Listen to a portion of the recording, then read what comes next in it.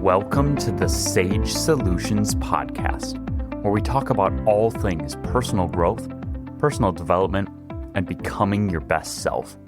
My name is David Sage, and I'm a self-worth and confidence coach with Sage Coaching Solutions.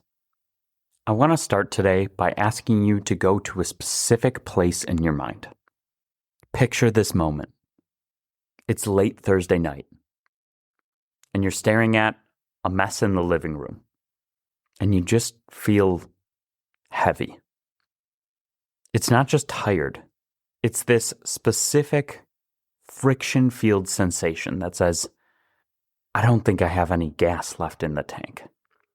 We talk a lot in personal development about pushing through and taking action. We see the Instagram reels of people waking up at 5 a.m., drinking raw eggs, and sprinting up hills. And we tend to label that, and we put all of that, and we think, man, they have discipline.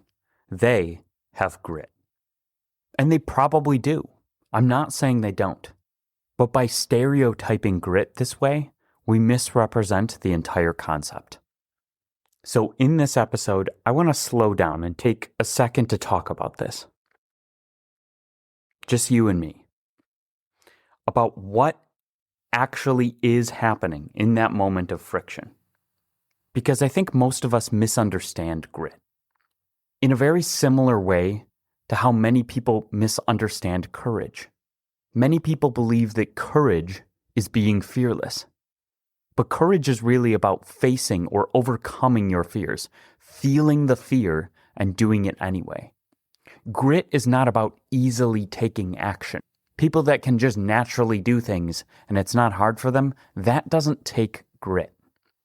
We think of gritty people and we think that it's all about being harder, tougher, and more calloused.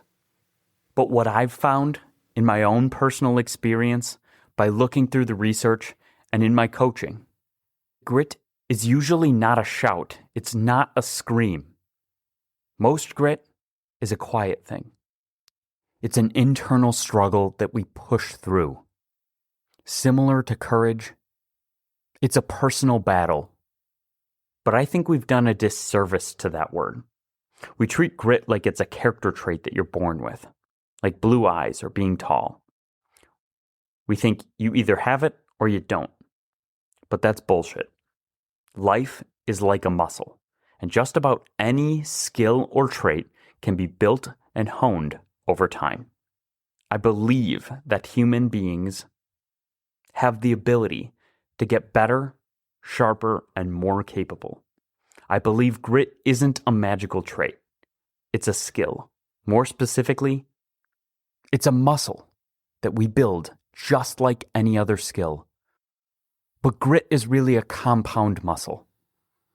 It's a whole series of skills that we build at the same time into this compound muscle of grit.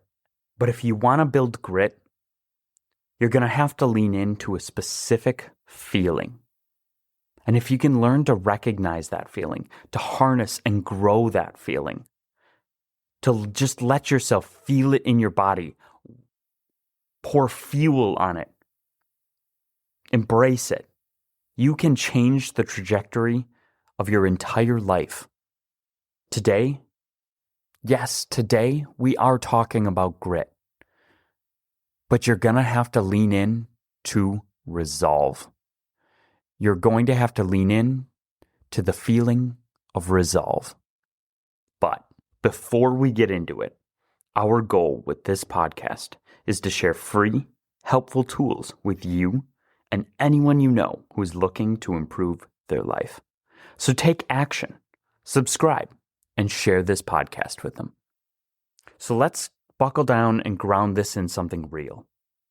Because like many other words in personal development, grit has become a little bit of a buzzword. Right? I mean, you literally see it on coffee mugs. But scientifically speaking, it is a very specific variable. And if we want to get into the science, we really can't talk about it without talking about the pioneer of grit research, Dr. Angela Duckworth. If you haven't read her work, I'll give you a Cliff Notes version. Back in the mid-2000s, Duckworth went to the U.S. Military Academy at West Point. If you know anything about West Point, you know you've probably heard of the Beast Barracks. It's 7 weeks of pure, unadulterated intensity designed to break people. These are the best of the best, oftentimes varsity athletes and valedictorians. They have the IQ, they have the physical fitness, heck, they even have the training, but every year, a large chunk of them drop out before the summer is over. Duckworth wanted to know, who stays? Is it the smartest ones? No. Is it the ones with the highest SAT scores? No. Is it the ones who can do the most push-ups? Surprisingly, no, not really. She found that the people who made it through were the ones with the most grit.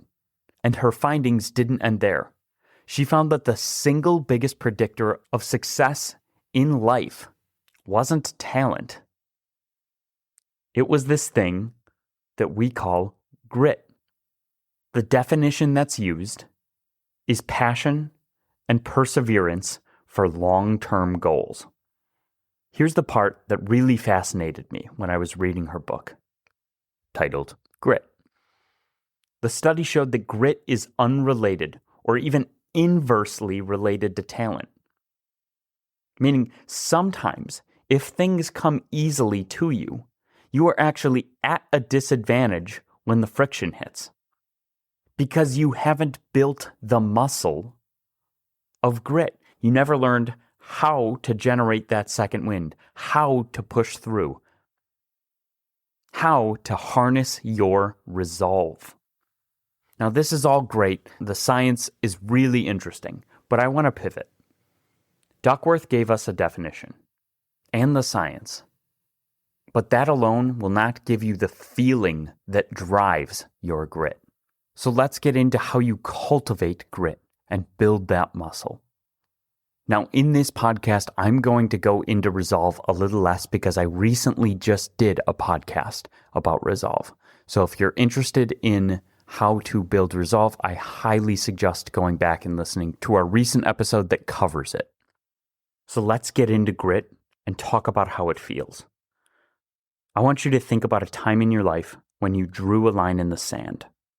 Maybe it was a bad relationship that you finally ended. Maybe it was a business you decided you would not let fail. Do you remember the feeling right before you made that decision? It wasn't excitement. It wasn't motivation. Motivation is high energy. It's inspiration. It's kind of bubbly, unreliable, and cheap. This feeling was different, wasn't it? It was heavy. It was cold, but it was calm. That feeling is resolve. I think I should make another distinction here between motivation and resolve. Motivation is about feeling inspired and wanting to do something. Resolve is about making a decision, a commitment. The decision was made long ago. It's already done. It is the feeling of sticking to your guns, an emotional manifestation of integrity, of why. When you are just motivated, you're still negotiating with yourself. You're asking, do I feel like doing this? When you summon up resolve, there is no negotiation. The decision was made. You are burning your boats and locking the exit. You can feel it in your gut. There's a somatic response, almost a release. It feels like both a tension and a relaxation, a drive to do and an acceptance of, because quitting is no longer an option on the table. If you want to be grittier, stop trying to get hyped up. Stop looking for motivation. Don't get me wrong, embrace it when it's there. Instead, look for that feeling, that gut feeling, the click in your stomach. The moment where you say, I am doing this even if it sucks. There's another upward spiral I want to talk about here. By doing things that make you uncomfortable, you actually expand your comfort zone, meaning that you are comfortable in more situations. If you want to be, the paradox of comfort is if you constantly try and be comfortable, you will shrink your comfort zone and become comfortable less often. But if you embrace discomfort, I'm not talking about pain or suffering, just discomfort, you will expand your comfort zone and be comfortable in many more situations, paradoxically becoming more comfortable and doing things that require grit, that require courage, summoning up that resolve. And sometimes when you need the extra boost, willpower will help you accomplish that. But as your comfort zone expands, it will take less grit to do the same things, which means you can use the same amount of grit to do even more. So let's get into the nitty-gritty and build this gritty muscle. Sorry. Because we can't wait for a life-altering crisis to put us in a position to feel resolve. We need it for daily life. We need it for the gym. We need it for our relationships. We need it for work. Based on what we know about psychology and physiology, here are several ways to build grit. We know from the teachings of Tony Robbins, as well as people like Andrew Huberman who have went through the neuroscience, that it's very, very hard to think your way out of a bad feeling. It's much easier to move your way out. I talk a lot about this in my coaching.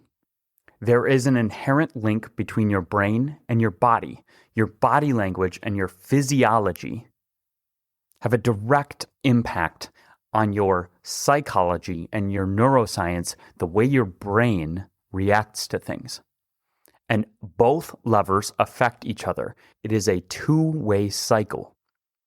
If you want to feel more confident, adopting confident body language is a great start because it reduces the friction and starts to change your emotional state. We can use the same thought process for grit.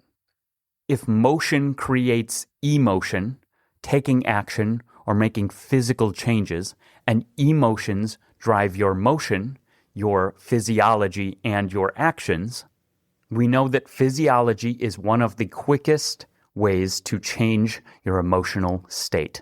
We had a whole episode on this called State Change. When you feel like giving up, take a look at your body. Are you sitting slumped over? Are you laying down? Are your shoulders hunched? Are you looking down? Is your breathing shallow? All of these things are signaling, I'm tired, I want to give up, I'm defeated. There's a reason Tony talks a lot about state, whether it be priming your state or changing your state. Before you try and mentally push through, change your state. Stand up, take some deep breaths, take up space, use temperature like cold water, move. You need to prime your biology to handle the friction. Find the physiology that naturally brings out your feeling of resolve. After you've used your body to shake up your emotional state, then prime yourself with resolve. And when you think about resolve, remember resolve is different from making a decision. The decision was already made. Because you can decide to go on a diet while you're eating a donut. Decisions can be powerful, but they are just thoughts. Resolve is a feeling. Resolve is somatic. It's physical. You feel it in your body. Have you ever seen a parent whose child is in danger? They don't think about moving to save their kid. They move. They snap into action. There's almost a terrifyingly calm clarity that hits them in that moment. It is a yin and a yang, a bodily feeling of emotional tension and stoic calm. It's burning your boats, blocking your exit. It's remembering why. Which brings us to number 2. Start with why. You needed a why to make a decision or a commitment to something that will bring you resolve in the first place. You won't have resolve if you don't have a strong why. Think about why you want this. Not a weak why. Keep asking why till you get a strong why. And then remember that when you're struggling to summon resolve. When you're feeling the urge to quit, you can make a contract with yourself. Just call it the one more contract. Just do one more unit of effort. One more than is necessary. One more so that you are regularly in small ways pushing yourself. This is a great way to build the muscle of grit. You don't have to finish the whole project. Just do one more. One more than is comfortable. One more paragraph. One more rep. One more phone call. Grit isn't a marathon. It's a series of sprints. You're just trying to get to the next lamppost. We already talked about why, but what about who? Nietzsche famously said, "He who has a why to live can bear almost any how." Remembering the why is powerful. But Nietzsche also talks about he who has. You are the one. Remember who you are. When the how gets painful, your brain will tell you to stop. One of the best ways to override that survival signal is to attach the pain to a higher purpose. Don't do it for success. Do it for the person you are becoming. Do it because you said you would. That identity, I am a person who keeps my promises, is an incredibly powerful fuel. I am someone who does what they say they're going to do. I am a man of integrity. And then, of course, don't forget the last way, which is to reward the effort, not the result. Now, this is something that Andrew Huberman talks a lot about. And we even really did a full episode on this called Intrinsic Motivation. If you only celebrate when you win, you will burn out during the process. You have to learn to get the dopamine hit from the friction itself, from the effort, which builds this pathway of intrinsic motivation. When things get hard, tell yourself, this feeling right here, the strain, this is my grit growing. I like overcoming challenges. I like pushing myself. I can do this. Good job. I'm proud of you. This is the good part. You can learn to lean into the friction, to overcome obstacles, and to become unstoppable. As we wrap up, I want to leave you with a challenge. The world is a noisy place. It's easy to get cynical. It's easy to just look for shortcuts. And if we're being honest, occasionally there are great tips, tricks, and tools, like the 5-second rule. But most of the time, in fact, almost always, the only way through is through. It's almost always a path through the middle, and it's rarely easy.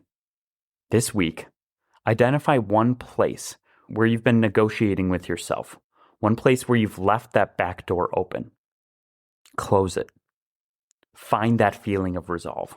Feel that clinch, the click in your stomach, and then take one more step. Push yourself. Build that muscle. Remind yourself that you are getting grittier every time you push yourself. Remind yourself why you're doing it and who you are becoming. Praise the effort, not the result. Now, if you're looking for someone to help you navigate that friction, you can feel free to reach out to me at Sage Coaching Solutions. Just email us at sagecoachingsolutions@gmail.com. And remember, you are enough, and you deserve to fill up your inner cup with happiness, true confidence, and resilience. Thank you for listening to the Sage Solutions podcast. Your time is valuable, and I'm so glad you choose to learn and grow here with me. If you haven't already, don't forget to subscribe so you don't miss out on more sage advice.